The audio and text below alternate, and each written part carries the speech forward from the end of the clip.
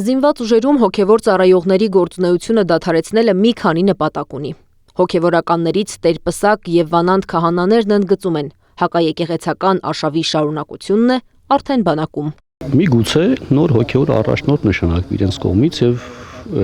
իրենց քահանաների հետ մեկտեղ բերեն իրենց ծառայությունը բանակում, որը ցավալի կլինի միանշանակ։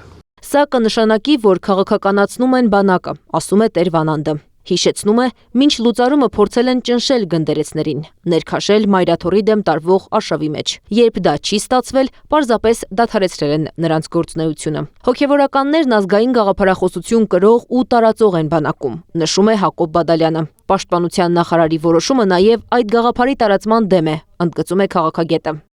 Եթե պետական գաղափարախոսությունը, կրկնեմ ճակերտավոր գաղափարախոսությունը, կենցաղապետությունն է եւ մենք դա տեսնում ենք իշխանության վարքագծի բազմաթիվ դրսևորումներով, նաեւ հրապարակային ելույթներով, ապա բնականաբար զինված ուժերը չեն կարող տարբերվել այս ճակերտավոր գաղափարախոսությունից, ավելին զինված ուժերը այն առանցքային ինստիտուտն են, որոնք պետական գաղափարախոսության կրող են, յուրօրինակ կրող, եւ հասկանալի է, որ Նիկոլ Փաշինյանը չէր կարող ամբողջապես այդ կենցաղապետություն կառուցելու իր քաղաքականությունը ամբողջապես կառուցել, եթե դրանից դուրս են մնում զինված ուժերը։